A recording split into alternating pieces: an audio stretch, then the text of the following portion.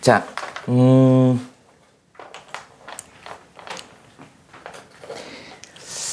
보호의 수소원자 스펙트럼을 먼저 설명할까? 그거를 먼저 설명하고 중요한 전기력을 마지막에 이제 하이라이트에 설명을 합시다.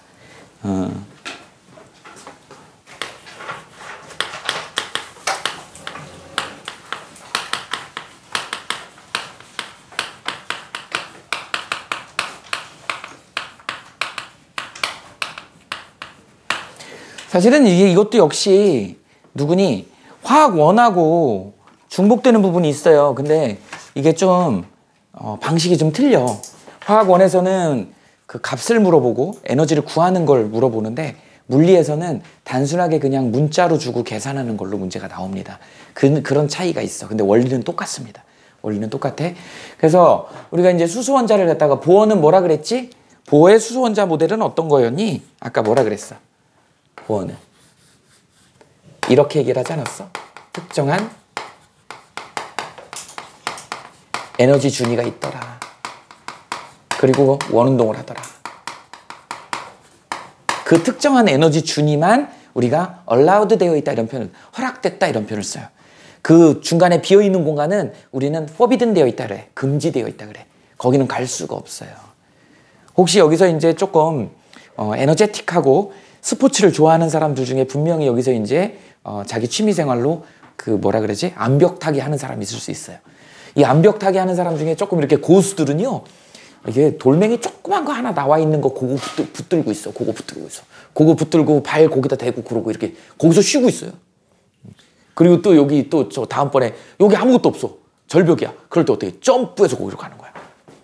그래서 조금만 뭐만 있으면 거기다가 텐트 치고 거기서 라면 끓여 먹고 막 이래요.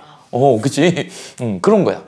그러니까 그 보어가 얘기했던 그 돌멩이 조금 튀어나온 거, 암벽 등반가들이 거기다 딱 대고 거기서 이렇게 기다리고 이렇게 안정적으로 쉬는 거, 그 라인들이 있다라고 얘기를 한 거야. 그게 특정한 에너지 준이야. 그 외에 나머지 부분들, 투명한 부분 있죠? 거기는 전자가 존재할 수 있는 확률이 0인 거야. 이게 전자가 어떻게 존재할 수 있는 확률이 0이지? 입자인데? 전자는? 나중에 이제 그게 이제 우리 양자역학적인 개념에서 입자가 파동을, 우리가 그걸 이제 물질파라 그래요. 야, 여기 봐봐. 입자 있잖아, 입자. 입자 있잖아요. 에너지, 여기서 여기 넘어가는 데는 에너지 장벽인 거야. 그걸 넘어가려면 입자로 넘어가려면 어떻게 해야 돼? 여기 지금 벽면이 에너지 장벽이야. 에너지 장벽이야. 못 넘어가잖아요. 못 넘어가잖아. 으악! 들리지? 이게 그러니까 결국은 입자로는 못 넘어가고 파동의 형태로 넘어가는 거야. 그러니까 그 공간 안에는 입자로서는 존재 확률이 없는 거야. 그렇게밖에 설명이 안 돼요. 여기를 넘어가는 게. 그러니까 우리가 오늘 얘기하는 전자 전이도 거기를 넘어갈 때는 이렇게 넘어가는 거야. 입자로 지나가는 게 아니야. 야, 입자로 지나가면 확률이 있어야 돼. 확률이 있잖아. 이거 누군가 봤어. 그지? 확률이 있는 거야. 이렇게 하잖아. 이렇게 되는 거예요. 그래서 입자하고 파동에 대한 개념을 이제 짬뽕해서 쓰는 거예요. 그게 물질파야. 그게 이제 물질의 이중성입니다. 그러니까 모든 물질이 파동하고 입자. 너네 그래서 그 유명한 양자역학적인 개념 중에 슈레딩거 고양이라는 거 들어봤을 거야. 슈레딩거 고양이. 그리고 상자 안에다 고양이 넣어놓고 거기다 레이저총으로 쏘거든, 뭐 입자로 전자총으로 쐈대. 그랬더니 들여다 볼 때 걔가 죽었을 수도 있고 안 죽었을 수도 있고 뭐 그런 거예요. 그리고 어떤 입자를 갖다 발견을 하는 전자를 보는데 전자가 관찰 안 할 때는 아까도 있잖아. 파동성인데 관찰 딱 하면 입자로 딱 보이는 거야. 이게 양쪽성을 다 갖고 있는 거야. 이런 것들을 우리가 물질의 이중성이다라고 얘기를 하는 거야. 그게 이제 그때 설명을 하는 거야. 그런 걸로. 그래서 예를 들어서 이런 거 있잖아요.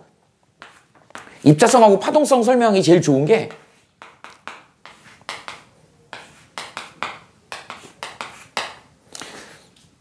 사과를 못 그리겠다. 자, 일반 사과야. 일반 사과를 석궁 있죠, 석궁. 석궁으로 여기 이제 슬릿이 있어. 얘 막 총총총총 쏘는 거야. 쏘면서 왔다 갔다 해. 그럼 어떻게 돼요? 여기에 다 박히겠지. 장애물에 다 박히겠지. 근데 여기 지나갈 때 하나가 탁 박히겠지. 그래서 화살로 뿅뿅 쏘면 이런 상황이 벌어지는 거야. 근데 여기에 이제 맥북이야. 애플이 그려져 있는 맥북을 세 대를 놔두고 여기서 전자총으로 전자 한 발을 쏘는 거야. 여기다가 센 놈 한 발을 빵 쐈어. 그럼 입자성으로만 설명하면 얘만 망가져야 되잖아. 근데 다 망가진 거야. 전자 한 방 쐈는데. 파동에서 하지 않았어. 그렇지. 그러니까 전자가 이렇게 입자인데도 불구하고 한 방이 이렇게 파동으로 퍼져나간 거야. 그러고 얘를 망가뜨린 거야.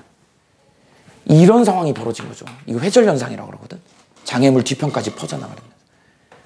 그러니까 이렇게 에너지가 전파가 된다. 아까 첫 번째 라인, 두 번째 라인, 세 번째 라인에 얘네 전자들이 전이를 할 때 파동의 형태로 왔다 갔다 하더라는 거야. 입자로 지나가지 않더라는 거야. 입자로 일단 지나가면 확률이 있어야 되거든. 이제 그런 개념. 우리가 이해하기는 조금 어려울 수 있어요. 이런 부분들이. 근데 내가 지금 보여줬지만 이런 느낌으로 여러분들이 좀 이해하면 조금 이해도가 생길 것이다. 그래서 특정한 에너지 준위가 있고, 그래서 한번 그려볼게요. 어떻게 된다 그랬어? 자, 핵이 이렇게 있고, 첫 번째 껍데기가 좀 에너지 간격이 좀 넓다 그랬지. 두 번째가 이렇게 된다 그랬죠. 세 번째가 좀 붙어야 돼. 네 번째 더 붙고, 이런 식으로 된다고.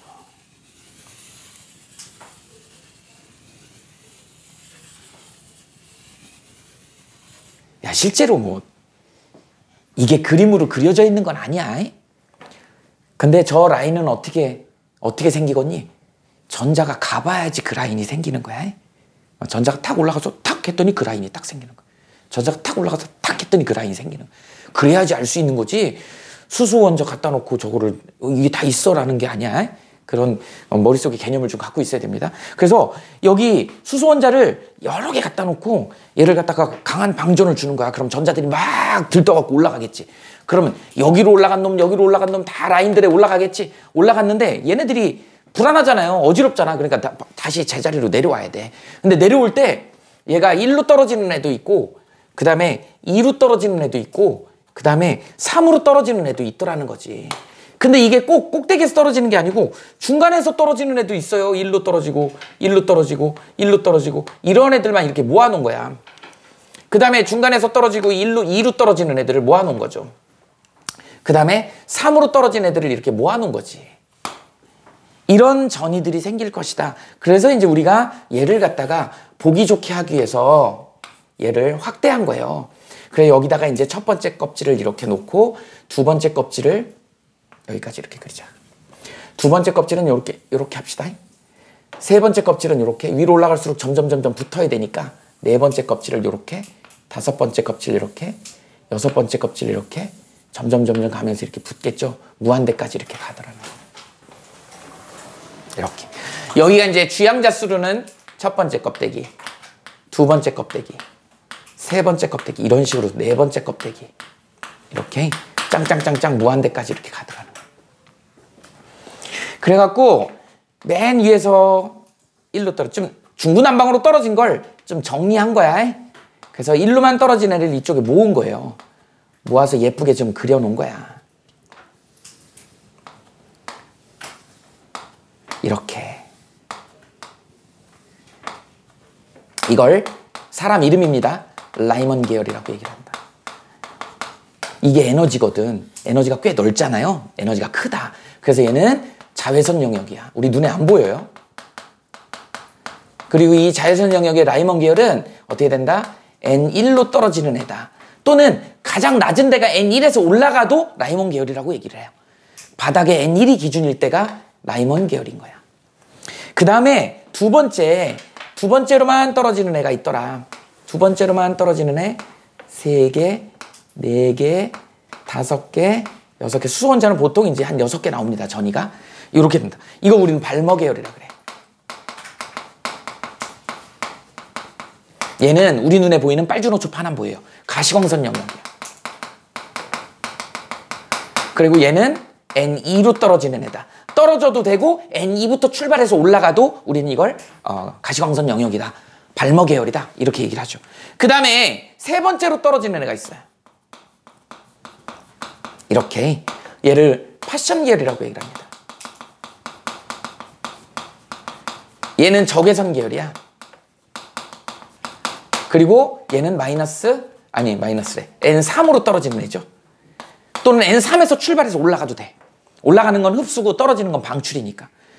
그 다음에 이제 뭐 4로 떨어지는 애, 5로 떨어지는 애 있는데 이건 안 나와. 그냥 알아만 두세요. 4로 떨어지는 걸 브라킷 계열이라 그러고 훈트 계열이라고 5로 떨어지는 걸. 이거 전부 다 뭐예요? 적외선 계열이다. 참고로 그냥 알아두세요. 이렇게 된다. N4로 떨어지고 N5로 떨어지는 거.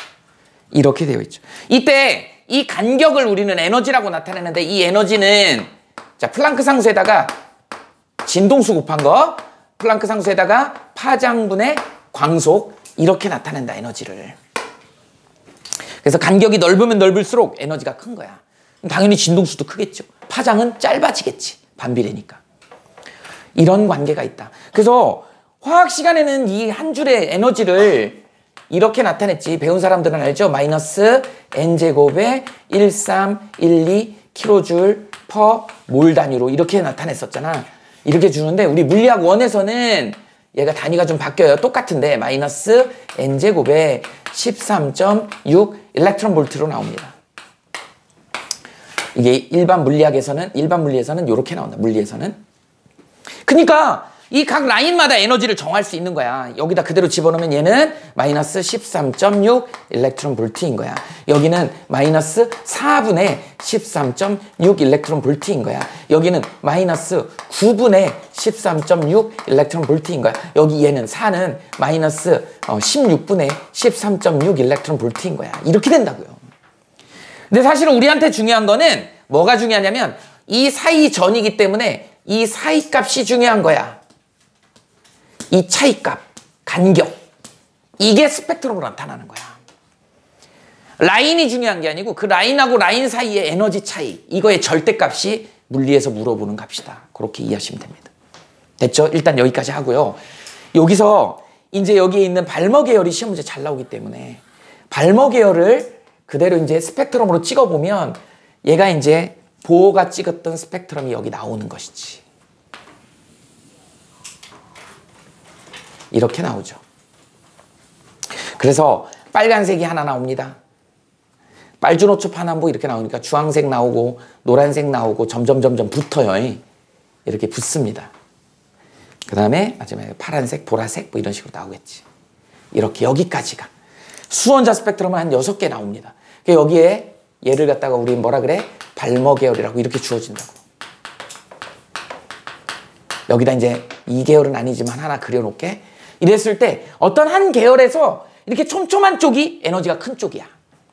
그래서 이쪽을 우리는 에너지가 크다라고 얘기를 할 수 있는 겁니다. 자, 광자 에너지 다시 한번 써볼게요. 에너지는 플랑크 상수에다가 진동수를 곱한 거고 플랑크 상수에다가 자 반비례하는 거야. 파장. 얘를 우리는 진동수라고 하고 얘를 파장이라고 하죠. 얘는 광속이다. 빛의 속도. 그 다음에 얘 H가 플랑크 상수야. 이렇게 되죠. 그러다 보니까 여기가 에너지가 듬성듬성한 쪽이 에너지가 작은 쪽이야. 그럼 어떻게 되니? F는 크죠. F는 진동수가 작죠. 얘는 파장이 짧죠. 파장은 길어야 되겠지. 반비례니까. 이런 거 표시할 수 있으면 된다. 이게 물리 쪽으로 접근하는 방식이고요. 그 다음에 이제 얘가 얼마냐면 586 나노미터야.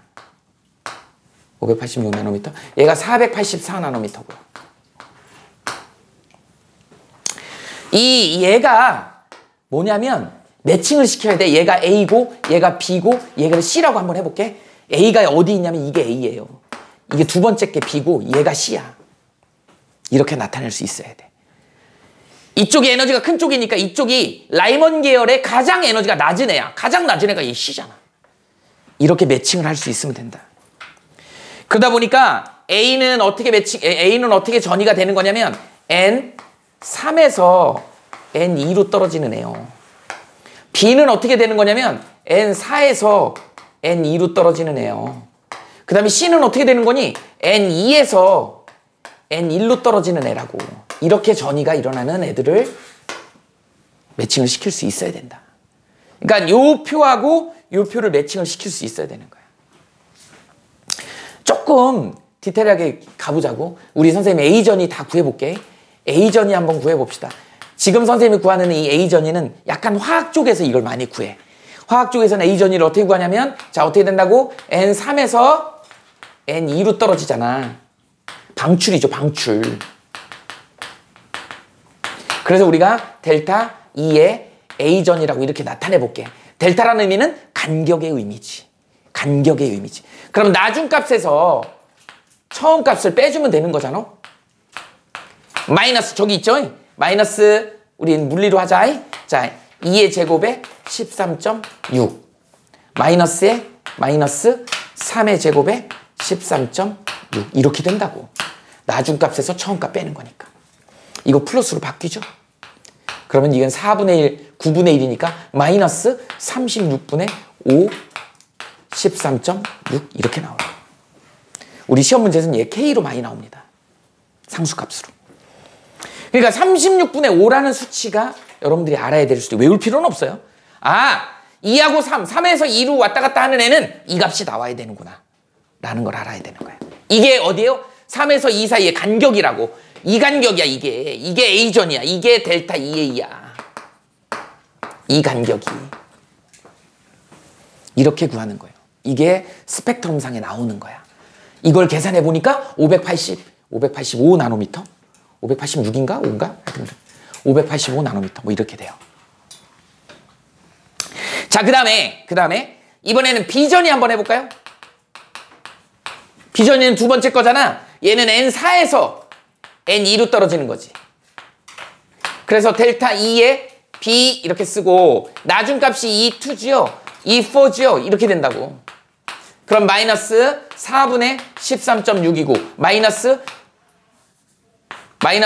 16분의 13.6 아니냐. 얘 두 개 더하기 되면 어떻게 되는 거야? 마이너스 16분의 3K 이렇게 되죠. 그래서 16분의 3이라는 수치가 나오는 거야. 그리고 이 마이너스 값의 의미는 방출이죠. 아래로 내려오는 거지. 그래서 마이너스 값의 의미를 나타낸다. 자, 그럼 마지막에 이제 C전이는 이거 라이먼 계열이잖아. 델타 EC 이렇게 계산해 봅시다. 자, C전이는 N2에서 N1로 되더라. 이렇게 되죠. C전이는 E1에서 E2를 빼는 것이니까 자, 마이너스 얼마예요? 13.6 마이너스에 마이너스 4분의 13.6 이렇게 되죠. 아하, 마이너스 4분의 3K 이렇게 되죠. 아, 4분의 3이라는 숫자가 나오는구나. 이게 이제 우리한테 주어지는 정보다. 지금 선생님이 계산한 거는 이건 화학 1이라 그랬죠? 똑같아 계산은. 이게 물리학 1이라 그랬죠? 똑같은데 단위만 틀린 거야. 그래서 물리하고 화학에 공통적으로 특히 화학 쪽에서 이 계산을 많이 해요. 그런데 이제 물리학에서는 어떤 계산이 나오냐면 생각보다 물리학은 좀 간단한 것들이 나온다. 이 관계를 알면 되는 거니까. 물리학의 시험 문제는 어떤 게 나오냐면요. 이런 거 나와요.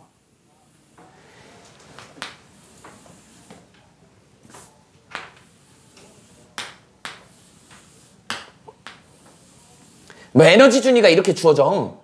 그래놓고 여기서 여기로 방출되는 에너지가 A라 그래봐. 그 다음에 여기서 여기로 방출되는 에너지가 B라 그래봐. 절대값이 여기서 여기로 이렇게 올라가는 에너지를 우리는 C라고 해봅시다. 이렇게 됐을 때 부호에 상관하지 말고 절대값만 보는 거야. 자, 이 A는 어떻게 표시할 수 있어? 절대값에 B하고 절대값에 이 C하고 이걸 다 절대값이라고 합시다. 이렇게. 이러면 성립이 돼야 되는 거잖아. 그죠?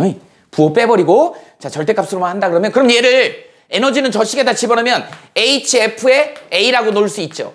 HF에 B라고 놓을 수 있지. HF에 C라고 놓을 수 있죠. 아, H 날려버리면 이게 진동수의 합하고도 같구나. 절대값의 합하고 같더라. 이렇게 얘기할 수 있는 거야. 근데 이제 우리 파장으로 이거 파장으로 나타내면 어떻게 나타낼까? 이렇게 하고 람다 A분의 C 이렇게 하고 람다 B분의 C 이렇게 하고 람다 C분의 C C는 광속이니까 H 날려버려.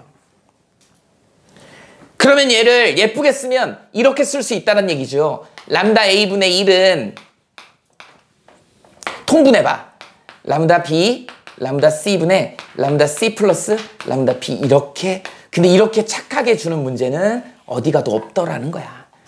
여기서 한 번 더 뒤집습니다. 그래서 람다 A를 나타낸 식을 준다고 그래놓고 고르라 그러는 거야. 람다 B 플러스 람다 C 쓰고 람다 B 곱하기 람다 C. 이게 정답이 되는 거죠. 이걸 주고 이걸 갑자기 들이미는 거야. 이게 이렇게 나온다는 걸 알아야 돼요. 그러니까 이미 니네는 이걸 알고 있어야 되는 거야. 그래서 물리에서는 이런 걸 물어본다. 이게 맞냐 틀리냐. 다음 중 맞냐 틀리냐를 이런 식으로 계산한다. 이렇게까지 디테일하게 계산하는 걸 내지는 않는다. 이런 문제가 나온다. 물리학에서는. 이렇게 정리하시면 됩니다. 됐죠?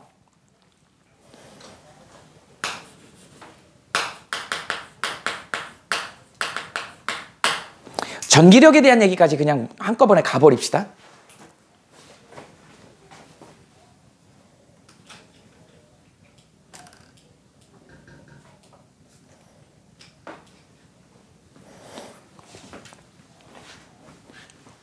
전기력은 니네 잘 알지만 뭐죠?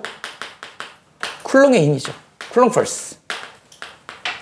쿨롱의 힘 공식 알아? F는 쿨롱 상수 K의 두 점전화의 거리의 제곱에 어떻게 된다? 전하량의 곱이죠. Q1, Q2. 이렇게 되잖아. 이게 공식이라고. 근데 이제 니네 물투 가면 전기장이라는 것도 배운다. 근데 사실은 전기력하고 전기장은 비례해요. 전기장을 우리는 이렇게 해서 벡터 값으로 나타내. 물론 전기력도 F로 벡터 값이지. 이렇게 두 개가 비례한다. 우리 어떻게 나타내냐면 전기력은 단위 전하량 Q에다가 전기장 E를 곱한 거예요. 공식처럼 이렇게 나옵니다. F는 MA처럼 생겼지? F는 QE 이렇게 된다. 우린 얘를 갖다 전기장 Electric Field라고 그래. 이 전기장의 정확한 의미는 물리학 1에서는 안 나오지만 물리학 2에서 우리가 그래서 물리학 1에서는 전기장이나 전기력이나 그냥 같은 걸로 취급을 해요. 근데 물리학 2에 가면 달라. 예를 들어서 안에 플러스 점전화가 있는데 플러스 전화는 전기장이 나가거든. 이렇게 전기장의 방향이. 전기력의 방향도 이렇게 나가거든요. 근데 공간상에서 특정한 거리에 있는 마치 농구공이라고 생각하세요. 특정하게 R 떨어져 있는 거리에 여기에 단위 점전화인 플러스 1쿨롱의 전하를 놨을 때 이 사이에 균일하게 작용하는 힘이 이렇게 작용하는 공간, 이 균일하게 작용하는 이 공간을 우리는 뭐라 그래? 전기장이라고 얘기를 하는 거야.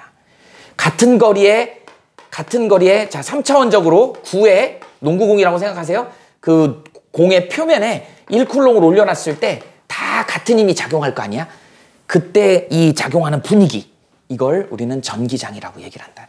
같은 거리에 있는, 그죠? 공간상에서 같은 거리에 있는 중심의 전하에 의해서 이걸 우리는 전기장이라고 한다. 그러다 보니까 사실은 여기 1쿨롱이라고 하는 단위 전하 Q라고 할게. Q라고 하는 단위 전하를 갖다 놨을 때 이걸 갖다가 이제 이렇게 나타내는 거야. 힘으로 나타내면 K에 어떻게 되냐? R의 제곱에 중심을 Q라고 할게. 그 다음에 얘를 Q라고 해볼게요. 그런데 이걸 단위 전하로 나눠버리면 양변을 Q로 나누면 되는 거야. 스몰 Q로. 그럼 Q를 F로 나누면 되잖아요. 그랬더니 얘가 K에 어떻게 된다? R의 제곱에 중심 Q만 남는 거잖아.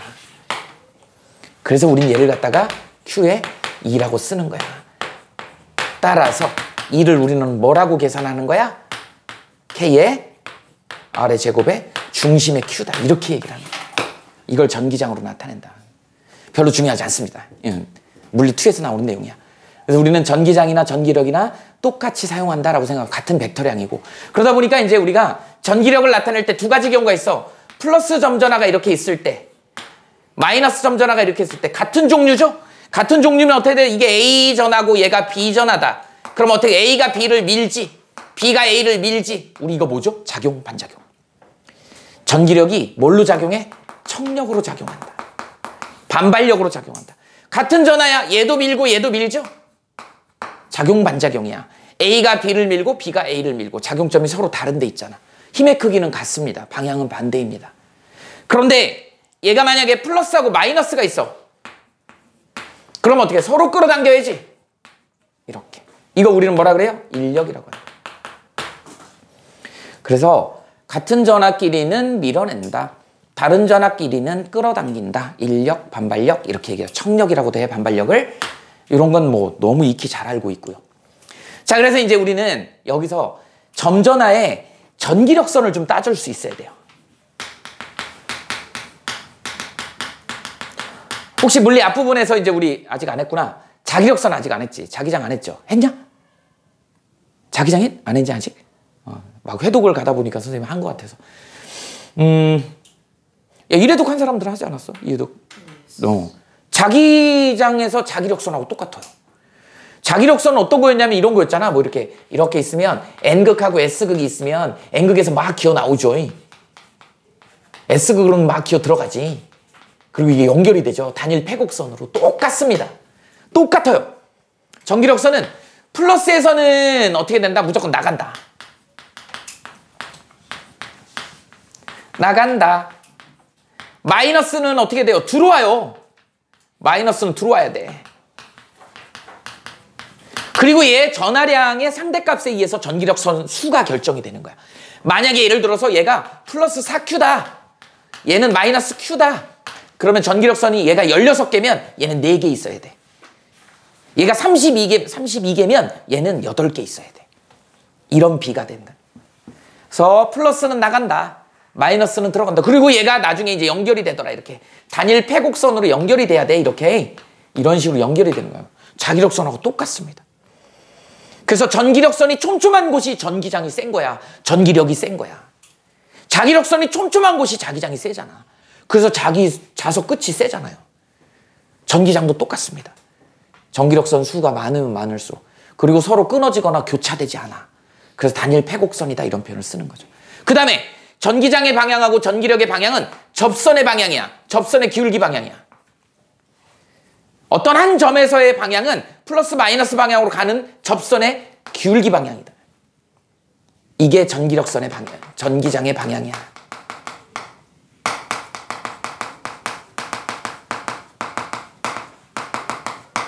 이게 이제 기본입니다. 자, 다시. 전기력선이 눈에 보이진 않지만 쫙 퍼져 있다. 자기력선 우리 눈에 보이게 어떻게 하니? 자석 유리판 위에다 이렇게 밑에다 자석 놓고 철가루를 촥 뿌리면 이게 철가루가 쫙 퍼지지. 그 철가루를 연결한 선이 자기력선이야. 전기력선도 그렇게 만들어진다는 거예요. 그래서 그 전기력선의, 자, 다시 얘기하면 전기력선의 촘촘한 정도가 전기장, 전기력의 세기를 결정한다.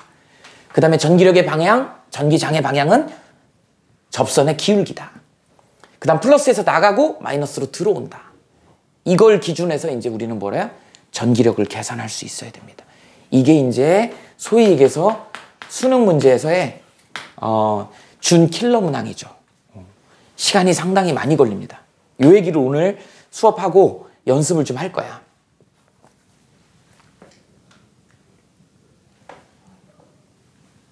너무 좁지? 여기다 써보자. 그립시다. 자, 수평면상에 이거 뭐라 그래? 수직선상이라고 그래요. 수직선상에 여기 이제 같은 라인에 두 점전화를 놓는 거요. 요렇게. 그리고 두 개 다 플러스야. 같은 전화야. 이렇게 됩니다.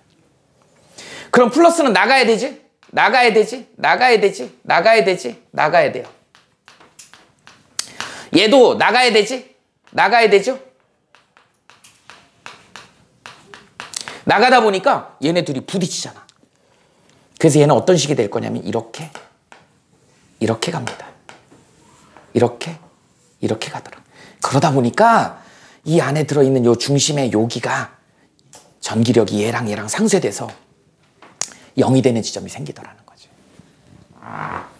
얘가 만약에 플러스 Q고 얘도 플러스 Q다. 그럼 여기 거리가 1대1인 곳에서 0인 지점이 생기더라는 거지. 그래서 같은 전화인 경우에는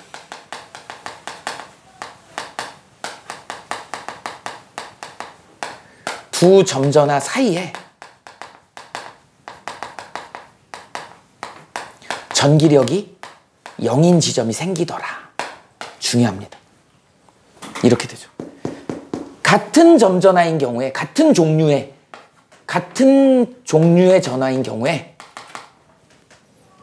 내부에 생기는데 이게 크기가 같으면 가운데 센터에 생기는 거야. 크기가 달랐을 때는 어떻게 될까?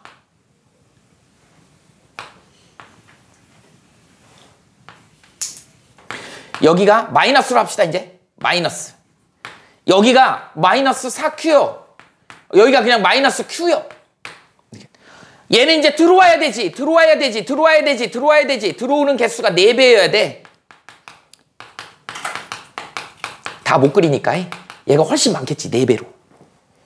이랬을 때 어디가 0이 생길까? 내부에 있어야 되는데 어디가 0이 생길까? 2대 1입니다. 거리의 비가 2대 1이요. 왜? 얘가 4대 1이니까. 왜? 아래 제곱이니까. 얘가 만약에 9Q고 1Q다. 그러면 3대 1이어야 돼. 16Q다. Q다. 4대 1이어야 돼. 여기에 0인 지점이 있는 거야. 이해돼요? 그럼 만약에 여기가 0이니까 이쪽에 점전화를 놓게 되면 얘의 영향력이 큰 거야. 이쪽에다 점전화를 놓게 되면 얘의 영향력이 큰 거야. 이런 거를 여러분들이 알고 있어야 됩니다. 그래서 자, 첫 번째, 같은 종류의 전하가 놓여 있을 때는 내부에 0인 지점이 있다. 근데 같을 때는 전하량의 크기가 같을 때는 센터에 있겠지만 상쇄되니까 전하량의 크기가 이렇게 달랐을 때는 거리의 제곱에 반비례하잖아. 그러니까 이게 4대 1이면 2대 1이어야 돼. 여기에 0인 지점이 있어야 되는 거야. 얘가 9대 1이면 3대 1이어야 되는 거야. 16대 1이면 4대 1이어야 되는 거야. 이걸 잡아내면 됩니다. 그러면 이제 두 번째 경우가 있겠죠. 두 번째 경우가 어떤 거예요? 다른 종류.